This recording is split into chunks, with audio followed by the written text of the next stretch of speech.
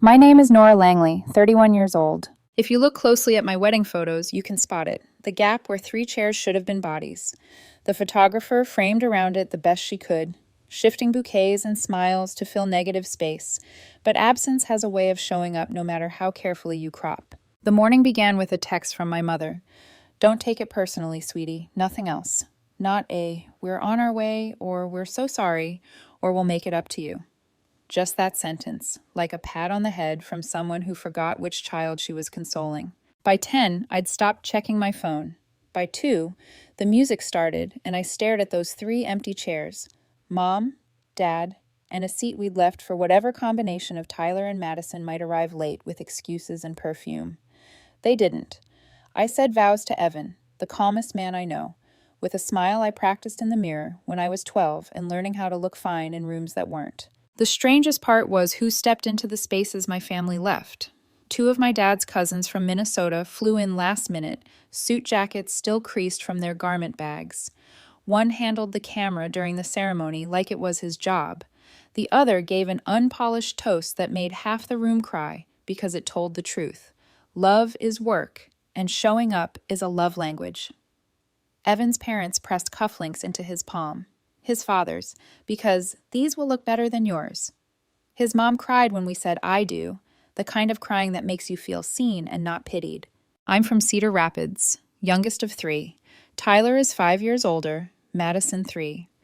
I was the quiet one, the one who liked finishing things nobody noticed had begun, bug tickets at my IT job, freelance logo tweaks at midnight, dishes at the sink before anyone realized they'd use them. My parents ran a legal consultancy, successful, frostbitten, remarkable at making anything look fine if the outside did. So I wasn't surprised they didn't come. But I'd been stupid enough to hope. Hope died around the time the cake appeared. I made a wish anyway, the kind you make with your eyes open.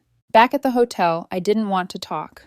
Pictures, hugs, laughter had filled the shape of the day, and I was tired of performing gratitude. I put my phone face down on the nightstand. Evan sat beside me and said, I'm here.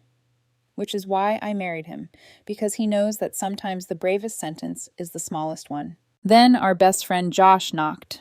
He didn't speak, just held out his phone. Tyler's Instagram, posted an hour earlier. The photo, my parents, my brother, my sister, all in matching navy polos, cocktails raised against a spiky line of palm trees.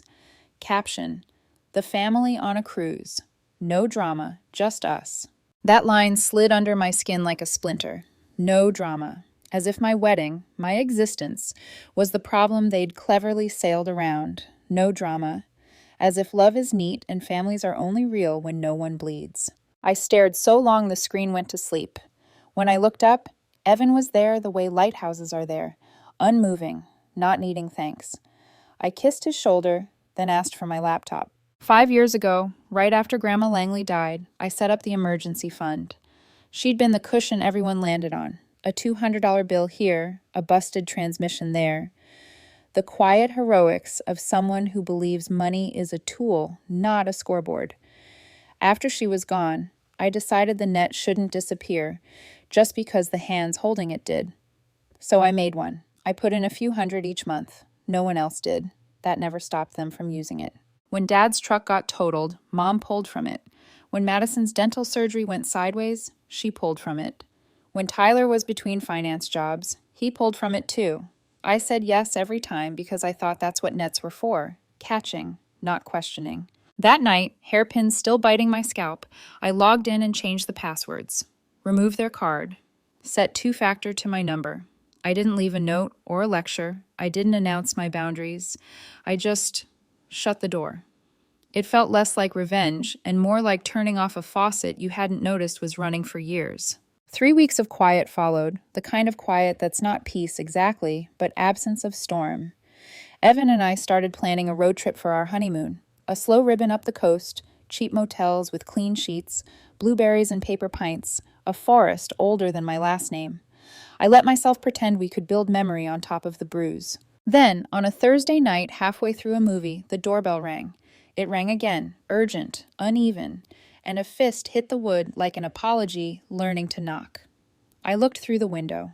Madison stood on our lawn, pale as copy paper, eyes swollen, car parked crooked across the grass, like she'd forgotten how lines worked. She looked like she hadn't slept in days.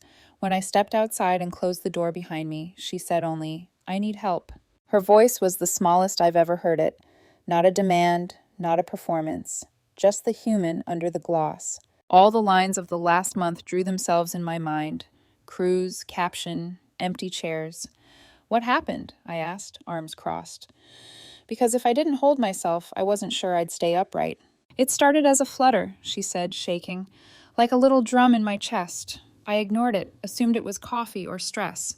Last week I got dizzy in a parking lot and woke up with strangers holding my shoulders.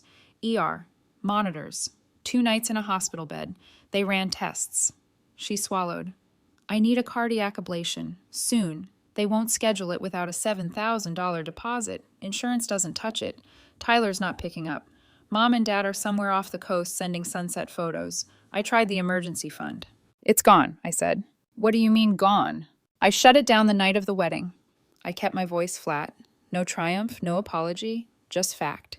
She stared at me like she couldn't decide whether to scream or fall apart. She fell apart. Madison, who can pitch a drug regimen to a room full of stone-faced surgeons, sobbed on my lawn under a porch light that made us both look sicker than we were. After she left, I sat on the edge of our bed and stared at the floorboards until the grain blurred.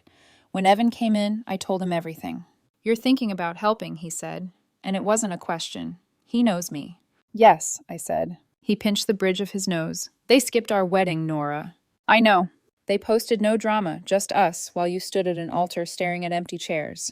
"I know," I said again, and hated that I did. He sat beside me. "From our joint account?" "No," I said.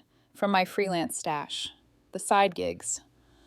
Money I kept for car repairs, sudden appliance deaths, the little emergencies that arrive on Tuesdays." He was quiet for a long time. "It's not the money," he said finally. "It's the principle." "I know," I whispered, and my voice broke on the second word because principle doesn't stop your sister's heart from skipping like a scratched CD. The next morning, I wired $7,000 to Madison. No message, no conditions, just a transfer memo with her name and the date. I didn't tell her it was coming. I didn't tell my mother anything at all. Madison didn't respond for 2 days. When she did, it was a single text. "I got it. Thank you. I'll pay you back." I didn't believe her. I wanted to. I wanted to believe a lot of things. That night, a voicemail from Mom. Her voice was warm, almost proud. "Family takes care of each other. I always knew you had a good heart." I closed my eyes and pictured 3 empty chairs at the front of a ceremony and pressed delete before the message could finish congratulating me for being the kind of daughter who bleeds without asking where the knife came from. 2 days later, Madison's procedure happened. She called afterward, groggy but alive. "It went fine," she said. "Thank you." I said I was glad. I meant it. For the first time in weeks, I slept without dreaming about chairs. Sometime the next afternoon, Tyler texted, "Heard you helped Mads. Good move, sis," as if we were teammates instead of a person, and the net she kept under them. My father commented on a photo of our road trip map. "Proud of you, Nora." I stared at the words for a long time. I tried to translate them into a language where proud means something other than relieved. You did the thing no one else wanted to do. For a few days, I almost let myself believe we were thawing, that maybe love is a muscle, and this was the rehab part where you hurt before you heal. Then a cousin DM'd me a group shot from a steakhouse downtown. My parents, Tyler, Madison, wine glasses high, the kind of glow people buy filters to fake. Caption, last-minute family dinner. I live 15 minutes away. My phone stayed quiet. I didn't say anything to Evan. He didn't say I told you so. He just looked at me like a person looks at a lighthouse from a storm and said, "You hungry?" I was. I wasn't. Later that night, I opened the spreadsheet where I used to track the emergency fund. Every deposit with my name next to it. Every withdrawal with theirs. I scrolled, and the numbers felt like tiny verdicts. Grandma used to say, "A family is a net, not a leash." I traced the line under her sentence with my thumb and decided maybe a net can also be rolled up and stored away when the people who keep jumping borrow the scissors. In the morning, a thought landed so clean it startled me. Whatever came next, I'd put it in writing. Not because they'd read it, Because I needed a record I could trust when memory tried to romanticize. Because paper has a way of holding boundaries steady when your heart gets soft. I closed the laptop, made coffee, and sat with Evan while the day unfolded gently around us. We picked a date for the road trip. We circled a forest on the map. And I said the thing I hadn't said out loud yet. If she asks again, I don't know what I'll do. Evan squeezed my hand. We'll decide then, he said. But today, you get to breathe. So I did. For the rest of that day, I let breath be the only thing I owed anyone. The morning after Madison stood on my lawn and asked for help, I woke to the kind of quiet that decides for you. I didn't make a pro-con list. I didn't draft a speech about boundaries. I opened my banking app, moved the cursor into the empty memo line, and typed her name. $7,000 looks small on a screen. It's just digits slipping left. It doesn't show the weekends they came from, the freelance nights, the logos redone 3 times for clients who changed their minds at midnight, the upgrades we skipped because the dishwasher still limped along. I hit send and stared at the confirmation like it might ask if I was really sure. It didn't. It just turned green and disappeared. I didn't tell Madison. I didn't text my mother. I walked into the kitchen and poured coffee as if I hadn't just tilted my month on its side.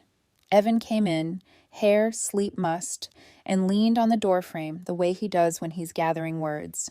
You did it, he said softly. I did, I said. He nodded once. Thank you for not touching the joint. I wouldn't, I said. He stepped behind me and wrapped his arms around my shoulders. I'm not mad at you, he murmured into my hair. I'm mad at a world where you keep being the net. I set the mug down before my hands misinterpreted motion as shaking. I know. Madison texted 2 afternoons later. I got it. Thank you. I'll pay you back. No exclamation points. No emojis. It read like a receipt stamped paid and set aside. That night, my phone lit with a voicemail from my mother. I listened long enough to hear family takes care of each other and proud of you, then hit delete because pride that only visits after withdrawal is just etiquette with a mask on. The hospital called Madison in for the procedure the next morning. She sounded like a stranger on the phone, thinner somehow. They said it's routine, she told me, which is what people say when they want you to lie back. Will you come by after? I will, I said before my doubts could clear their throat. Hospitals have a smell you don't forget once you learn its grammar. Chlorine and metal and old air. I brought a plain sweatshirt and dry shampoo and lip balm, the small mercy kit anyone who's stayed overnight understands. When I stepped into her room, Madison was propped up with a clear plastic clip on her finger, hair knotted into a messy halo. Without eyeliner and the certainty of an appointment to be dazzling at, she looked younger, like the girl who used to steal my headphones and mouth the words to my playlists. You came, she said, surprised. You asked, I said, setting the bag on the chair. She picked at the blanket thread. I don't remember much from the ER, just flashes. My pulse turned into a drum line and then somebody was saying my name like they knew me. She swallowed. Nora, I was scared. The kind of scared you can't turn into a funny story later. There was a beat where my old scripts wanted to climb up. This will make us closer. This will fix it. This will be the moment. I let them pass. I'm glad you're here now, I said instead. Do you want me to read the aftercare sheet or just sit? She blinked back whatever would have ruined her mascara if she'd been wearing it. Sit, she said. We sat. The monitor made a steady electronic metronome. A nurse with a sunshine badge changed the saline and asked Madison to rate her pain. 2, she said automatically, a salesperson's 7 downgraded to politeness. I poured water and cracked jokes about hospital pudding until she whined that laughing hurt her stitches. You always were quietly funny, she said, eyes closed.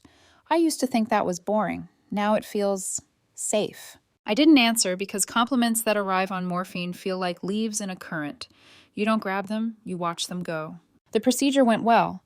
The cardiologist explained lesions and circuits and how electricity can be convinced to behave. When I kissed Madison's forehead and told her I'd come back tomorrow, she squeezed my hand like an apology practicing its vowels. I'm going to pay you back, she said. I made a plan in my head. You'll see. I believe you'll make a plan, I said. It was the fairest truth I had. Outside, the winter air bit clean. I stood by the parking garage pay station and watched the ticket slide into the slot, thinking of how often I'd been the person who slid in quietly when it cost something and slid out before anyone had to name it. On my dashboard, a notification. Tyler, heard you helped Mads. Good move, sis. I typed thanks and deleted it. I typed I know and deleted that too. I turned the phone face down and let the elevator do the lifting. For a few days, things were almost tender. My father commented, "Proud of you," under a photo Evan posted of the two of us trying on thrift store road trip jackets. My mother emailed a picture from a port market with the subject line, "Wish you were here," as if photos could launder absences. Tyler left a voice message just long enough to use my nickname from when he still knew me. I answered none of them. I sent Madison a picture of our cat in a hoodie instead, because the cat demands no narrative. When I visited the hospital the second time, Madison had regained her color and some of her old tilt. She was flipping through a magazine, rolling her eyes at celebrity apology tours. "I'm doing it different this time," she said without looking up. "Priorities. Boundaries." She said the words like new furniture she hoped would fit through her doorway. "And I wrote a budget," she added brightly. "I'm going to show you." "Okay," I said. On discharge day, she called to tell me she could taste food again. On stories, she posted a picture of a card that said fighter surrounded by lilies and hydrate or die drip branded water.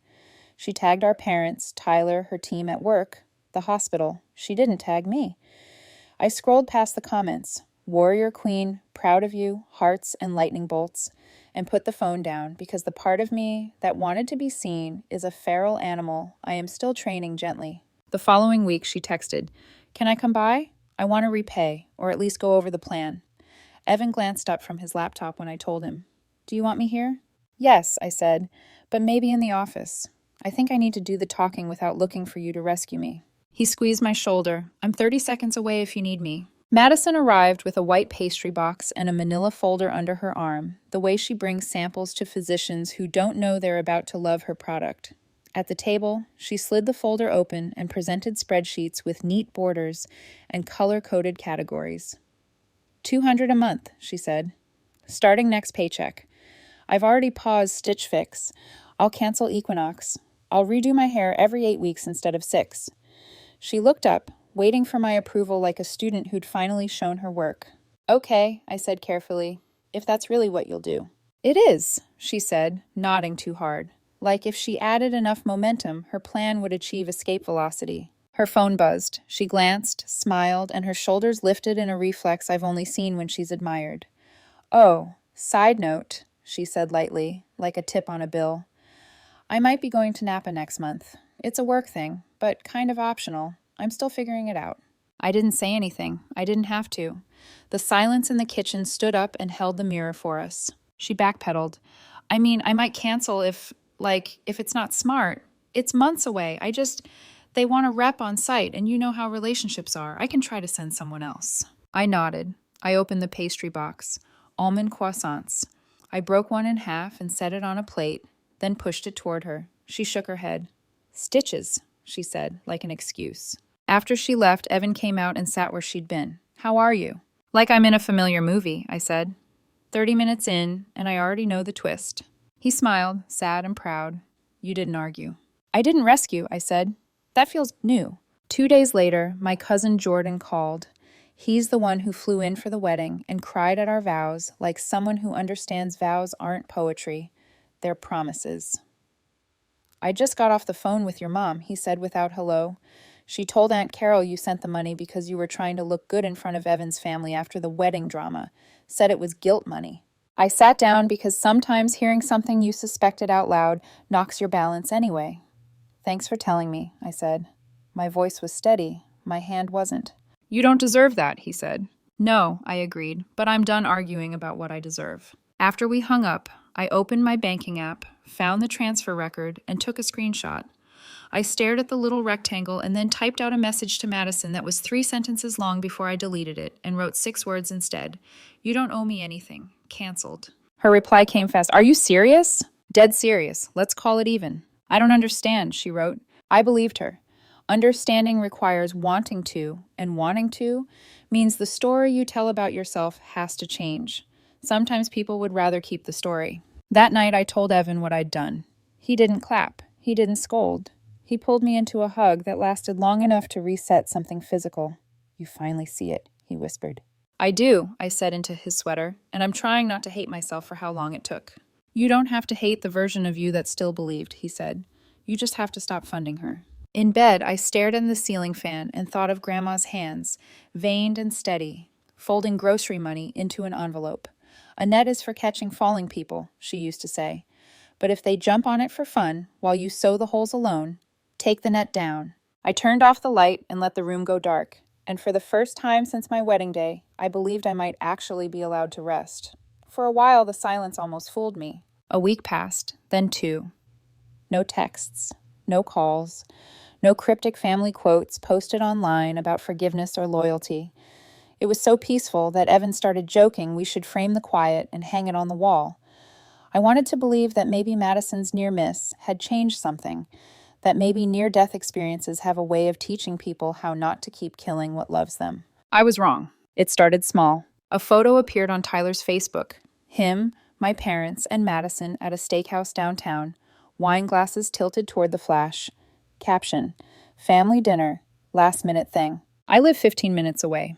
When I scrolled through the comments, I saw Mom's reply.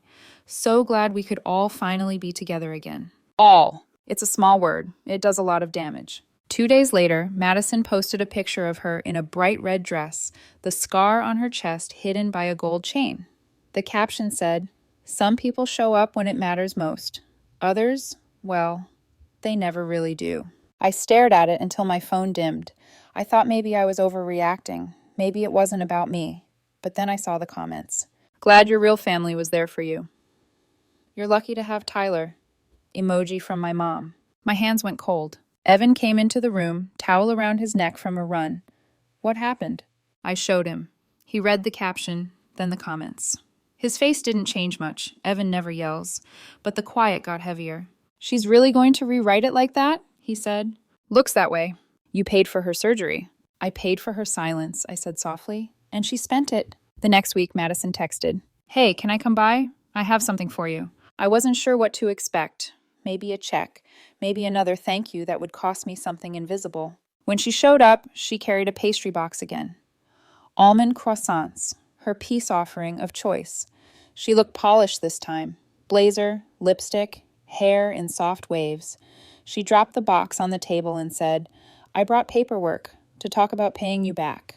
She pulled out a folder, neatly labeled, color-coded tabs. Madison has always believed appearances can redeem anything. I ran the numbers, she said proudly. I can do $200 a month, starting next paycheck. That's generous, I said quietly. I know, she said. I'll cancel some stuff. Maybe the gym membership, maybe hold off on the Napa work retreat. Something in my face must have flickered. She backtracked.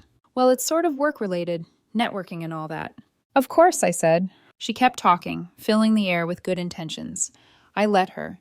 It was like watching a show I'd already seen, one I used to love before I learned how it ended. When she finished, I nodded, folded the papers, and said, I'll think about it. Her relief looked rehearsed. Thank you. I really am grateful, Nora. I know, I said. But the truth was simpler. She wasn't grateful. She was uncomfortable, and there's a difference. The next evening, my phone buzzed with a call from Jordan, my cousin, the only one from my side who actually came to the wedding. You got a minute? He asked. Always for you? I said. He sighed. Just got off the phone with your mom. She's been talking. My stomach tightened. About what? About you helping Madison. She told Aunt Carol you only did it to look good in front of Evan's family, that you were trying to buy forgiveness after the wedding.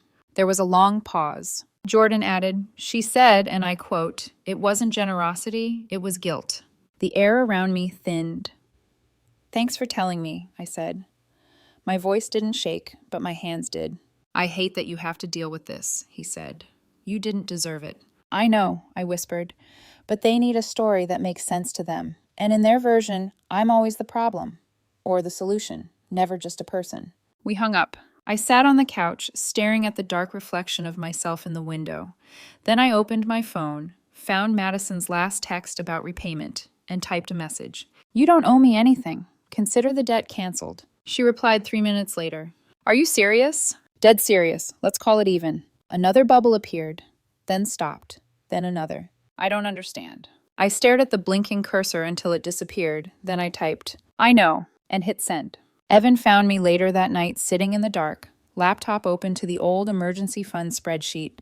You okay? He asked. I am, I said. Just cataloging history. He sat beside me, read over my shoulder. Row after row of withdrawals, transfers, favors. It was all there, the proof that love in my family had always been a transaction. I used to think I was the one keeping us connected, I said, but maybe I was just the one keeping the lights on. He touched my hand. And now? Now I'm turning them off. He didn't say I told you so. He just pulled me close until my heartbeat slowed. 2 days later, Mom called. I didn't pick up. She left a voicemail. Nora, honey, I don't know what's going on with you and your sister, but you can't just shut people out. You're part of this family whether you like it or not. And for the record, we did think about you on the cruise. Don't be so dramatic. I deleted it halfway through. The truth was, I wasn't dramatic. I was just done. I opened the emergency fund records one last time and stared at the final total, $19,482.13. 6 years of quiet generosity. 6 years of saying yes. Then I printed every page and slid them into an envelope. I wrote one sentence on the front, in case I ever forget what I gave away to be included. I tucked it into my filing cabinet behind my tax returns. Somewhere boring, somewhere permanent. When Evan came into the room, I told him what I'd done. He smiled faintly. Paper-proof. I like it. It's not for them, I said. It's for me. So I never start thinking nostalgia was kindness. He nodded. Good, because they'll come back. They always do. I know, I said, but next time they'll find the door locked. That night, I dreamt of the wedding again. 3 empty chairs in the front row, sunlight spilling across them like forgiveness. In the dream, I didn't look at the chairs this time. I looked at Evan, and when the music started, I smiled for real. Because sometimes, peace isn't the family you're born into. It's the one who stays when everyone else sails away. A month after I sealed the envelope marked, "In case I forget," the phone stopped ringing altogether. The silence wasn't sharp anymore. It was round, smooth, almost kind. But peace in my family always has an expiration date. The first ripple came from Jordan again. He sent me a photo over text. Madison, Tyler, my parents, and a group of relatives at our uncle's lake house. String lights glowing above them. A cake in the middle of the table that read, "Welcome back, Maddie." "She's doing better," Jordan wrote beneath the photo. "They threw a recovery party." My chest tightened, not because they'd gathered, but because they hadn't thought to tell me. There were wine glasses, matching white sweaters, the faint flash of my mother's favorite pearl earrings. I stared at that picture for a long time, tracing every smiling face like a roll call I wasn't invited to. Evan glanced over my shoulder. He didn't ask what it was. He just said, "You paid for that cake." He was right. 3 days later, Madison texted, "Dinner last night was great. Wish you'd been there." I didn't reply. 2 days after that, "Things are finally settling down. Let's catch up soon." I left it unread. A week later, my father's name lit up my phone. I hesitated, then let it go to voicemail. When I finally listened, his voice was unnervingly cheerful. "Hey, kiddo. Just wanted to say how proud we are of you for stepping up. Madison's lucky to have such a strong family around her. You played your part perfectly. We're all so proud." Played your part. The words hung in my ears like a bad chord. I wasn't a daughter in his message. I was a prop. A convenient plot point in their story of family unity. That was the moment something inside me stopped negotiating. That night, I went into the spare room, the one that was supposed to be my office, and pulled out an old binder. Inside were years of records, the emergency fund spreadsheets, the bank statements, every transfer, every withdrawal, every favor dressed up as family duty. $19,032.13. Not including birthdays, not including just until payday, not including the pieces of myself I handed over in smaller ways. I printed every page. The sound of the printer filled the house, steady and rhythmic, like the heart I'd lent Madison to fix. When the last sheet slid out, I stacked them neatly, slipped them into a large envelope, and added the letter I'd written weeks ago but never finished. In it, I told them everything they'd never let me say aloud. How it felt to stand at an altar staring at 3 empty chairs. How Mom's text, "Don't take it personally, sweetie," landed harder than any scream. How I still wired the money anyway, because decency shouldn't require an audience. How I waited for acknowledgement that never came. I wrote about Grandma, the one who taught me that family is a net, not a noose. About how I kept weaving it tighter while they kept cutting holes. And then I wrote the last line. You can't collect respect from people who don't think you deserve to sit at their table. I sealed the letter, slid it into the envelope with the statements, and placed it in the back of my filing cabinet, behind my taxes and insurance forms, somewhere boring but permanent. Not for them. For me. For the next time, nostalgia whispered lies about maybe they've changed. Later that night, Evan and I were brushing our teeth when he caught my reflection in the mirror. "Do you still think it was right to help her?" he asked gently. I spat, rinsed, and thought about it. "Yes," I said. "It was the right thing, for the wrong people." He nodded. "That's the difference between you and them." I smiled faintly. "I am not sure it's made my life any easier." "Maybe not," he said, turning off the tap. "But it made it yours." A few weeks passed. I didn't check social media, but Jordan kept me updated in short, careful texts. "Mom's hosting Madison's birthday at that new Italian place downtown. Looks like a family reunion. Thought you'd want to know before it pops up online." He didn't need to send the photo, but he did anyway. Same setup.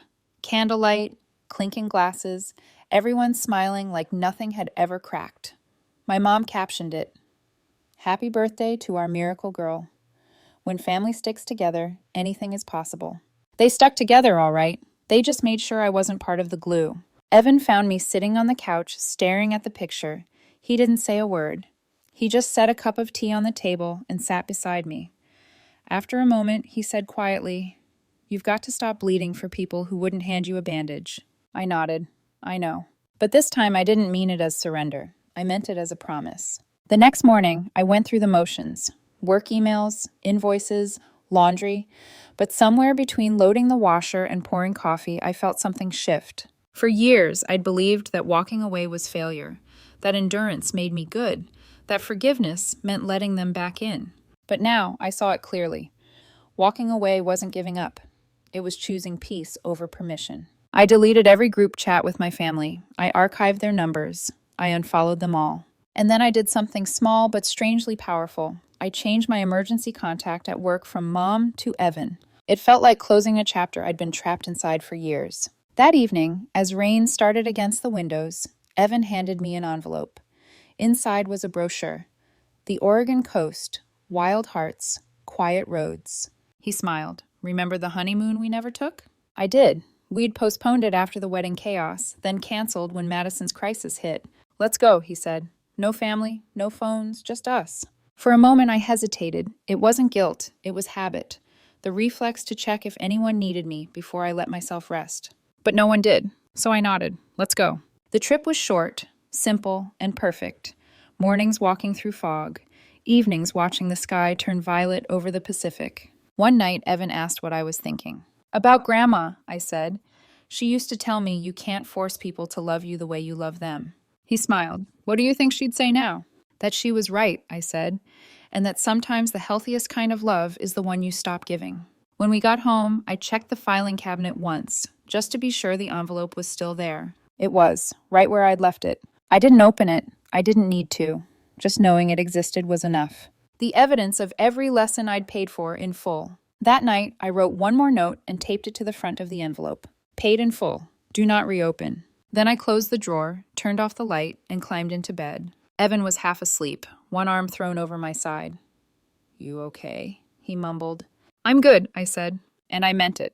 Because for the first time in my life, I wasn't waiting for my family to see my worth. I saw it myself.